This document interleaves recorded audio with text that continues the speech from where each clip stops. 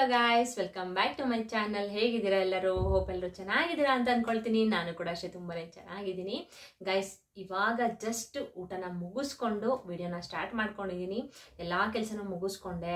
So ನನ್ನ ವಿಡಿಯೋಗೋಸ್ಕರ ನನ್ನ subscriber ಆಗಿರಬಹುದು, ನನ್ನ ಸಬ್ಸ್ಕ್ರೈಬರ್ಸ್ ಅಂತಂದರೆ ನನ್ನ ಫ್ಯಾಮಿಲಿ ಕೂಡ ಅಲ್ವಾ. ಸೊ ನೀವೆಲ್ಲ ನನ್ನ ವಿಡಿಯೋಗೋಸ್ಕರ ವೆಯ್ಟ್ ಮಾಡ್ತಿರ್ತೀರಾ ಅಂತ ಆದಷ್ಟು ನಾನು ವಿಡಿಯೋಸ್ನ ಡೈಲಿ ಹಾಕ್ಲಿಕ್ಕೆ ಟ್ರೈ ಮಾಡ್ತಿದ್ದೀನಿ. ಬಟ್ ಆಗ್ತಾ ಇಲ್ಲ ಗಾಯ್ಸ್, ಓಕೆನಾ?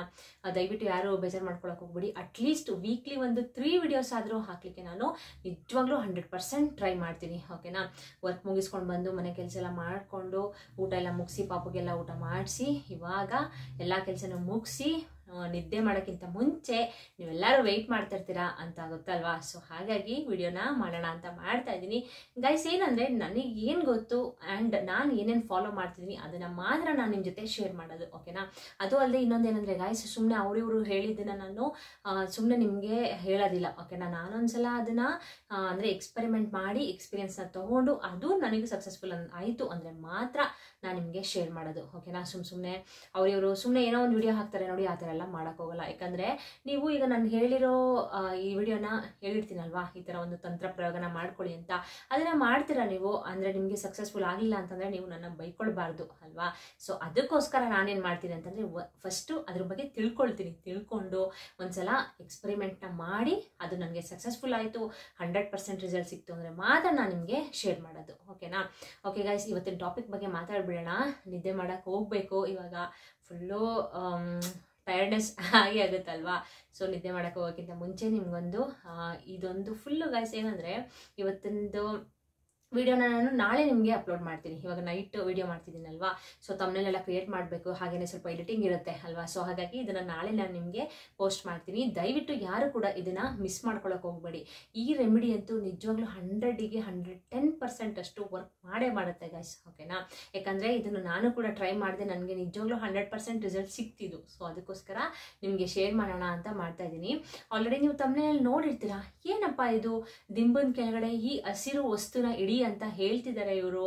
ಏನು ಹಸಿರು ವಸ್ತು, ಅದು ಯಾವ ಥರ ಏನು ಅಂತ ನಿಮಗೂ ಕೂಡ ಒಂಥರ ಕನ್ಫ್ಯೂಷನ್ ಇರುತ್ತೆ ಅಲ್ವಾ. ಸೊ ನಾನು ಇದನ್ನು ತುಂಬಾ ಟ್ರೈ ಮಾಡಿದ್ದೀನಿ ಆ್ಯಂಡ್ ಎಕ್ಸ್ಪೆರಿಮೆಂಟ್ ಮಾಡಿ ಗುಡ್ ರಿಸಲ್ಟ್ ನನಗೆ ನಿಜವಾಗ್ಲೂ 110% ಗುಡ್ ರಿಸಲ್ಟ್ ಸಿಕ್ತು. ಸೊ ಹಾಗಾಗಿ ನನಗೆ ಗೊತ್ತಿರುವಂಥದ್ದನ್ನು ನಿಮಗೆ ಶೇರ್ ಮಾಡೋಣ ಅಂತ ವಿಡಿಯೋನ ಮಾಡ್ತಿದ್ದೀನಿ.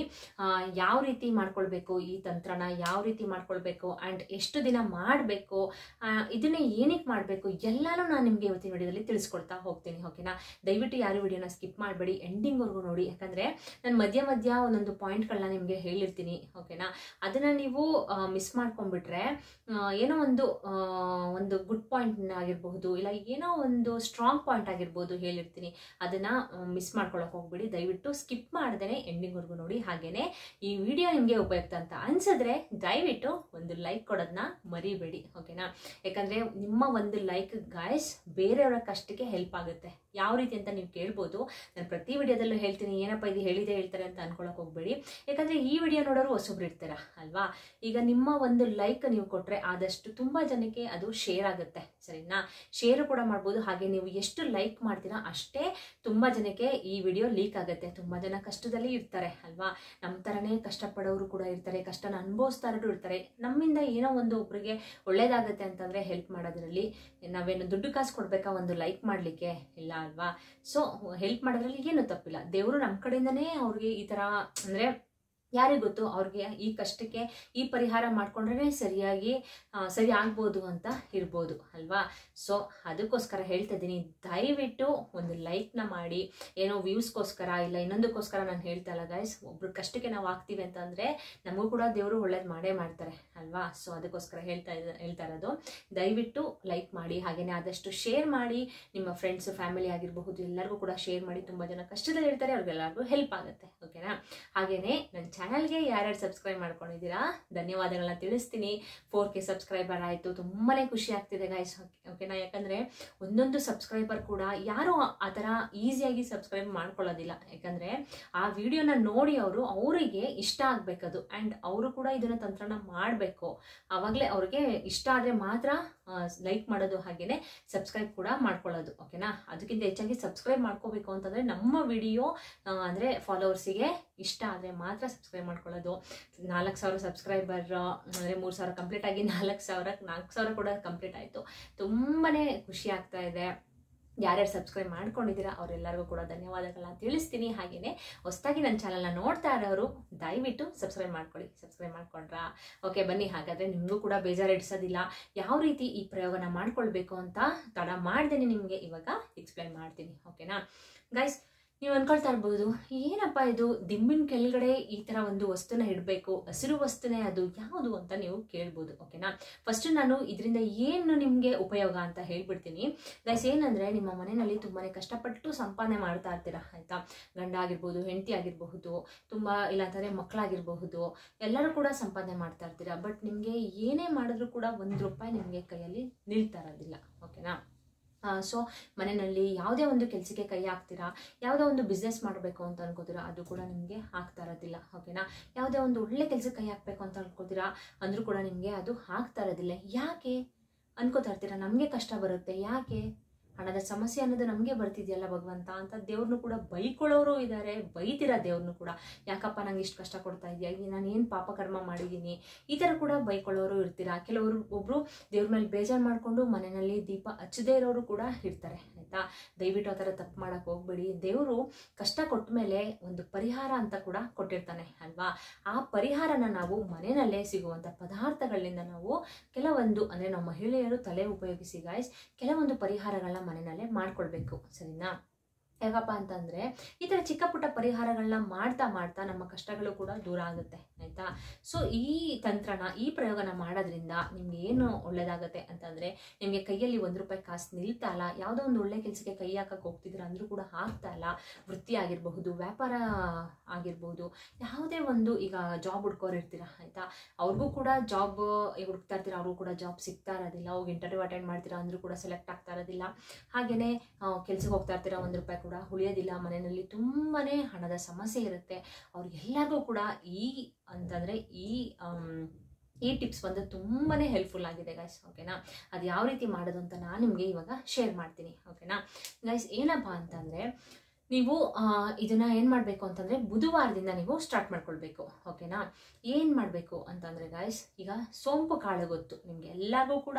ಸೋಂಪು ಕಾಳು ಅನ್ನೋದು ಗೊತ್ತಿರುತ್ತೆ ಅಲ್ವಾ? ಸೋಂಪು ಕಾಳನ್ನು ನೀವು ಈ ಒಂದು ತಂತ್ರಕ್ಕೆ ಉಪಯೋಗಿಸಬೇಕಾಗುತ್ತೆ. ಯಾಕಪ್ಪ ಅಂತಂದರೆ ಸೋಂಪು ಕಾಳು ಬಂದು ಬುಧ ಗ್ರಹಕ್ಕೆ ಸಮಾನವಾದದ್ದು. ಓಕೆನಾ? ಬುಧ ಗ್ರಹನ ಹೋಲಿಸ್ತಾರೆ, ಅಂದರೆ ಸೋಂಪು ಕಾಳಿಗೆ ಬುಧ ಗ್ರಹನ ಹೋಲಿಸ್ತಾರೆ. ನಮ್ಮ ಜೀವನದಲ್ಲಿ ಗಾಯ್ಸ್ ಬರೀ ಶನಿ ಗ್ರಹ ಆಗಿರಬಹುದು, ಇಲ್ಲ ಗ್ರಹದೋಷ ಆಗಿರಬಹುದು, ಈ ಥರ ಎಲ್ಲ ಇರುತ್ತೆ ಅಲ್ವಾ? ಅದರಲ್ಲಿ ಬುಧ ಗ್ರಹ ಕೂಡ ನಮ್ಮ ಜೀವನದಲ್ಲಿ, ನಮ್ಮ ರಾಶಿನಲ್ಲಿ ಕೆಟ್ಟದಾಗಿದ್ದರೆ ಈ ರೀತಿ ಸಮಸ್ಯೆಗಳು ಕೂಡ ಕಾಡುತ್ತೆ ಮನುಷ್ಯನ. ಓಕೆನಾ? ಸೊ ಅದಕ್ಕೋಸ್ಕರ ಸೋಂಪು ಕಾಳನ್ನು ಬುಧ ಗ್ರಹಕ್ಕೆ ಹೋಲಿಸೋದ್ರಿಂದ ನೀವು ಈ ಒಂದು ಪ್ರಯೋಗಕ್ಕೆ ಸೋಂಪು ಕಾಳನ್ನು ನೀವು ಯೂಸ್ ಮಾಡಬೇಕು. ಸರಿನಾ? ಸೋಂಪು ಕಾಳು ಬಂದು ಹಸಿರು ಬಣ್ಣದ್ದು ಅಲ್ವಾ? ಸೊ ನೀವೇನು ಮಾಡಬೇಕು ಅಂತಂದರೆ, ಇದನ್ನು ನೀವು ಬುಧವಾರನೇ ಸ್ಟಾರ್ಟ್ ಮಾಡ್ಕೊಳ್ಳಿ. ಬುಧವಾರ ಸ್ಟಾರ್ಟ್ ಮಾಡಿಕೊಂಡು ನೀವು 1 ಇಡಿಯಷ್ಟು ಸೋಂಪು ಕಾಳನ್ನು ನೀವು ತಗೊಳ್ಬೇಕಾಗತ್ತೆ. ಸರಿನಾ? 1 ಇಡಿಯಷ್ಟು ಸೋಂಪು ಕಾಳನ್ನ ತಗೊಂಡು ನೀವು ಉತ್ತರ ದಿಕ್ಕಲ್ಲಿ ನೀವು ಕುತ್ಕೋಬೇಕು. ಓಕೆನಾ?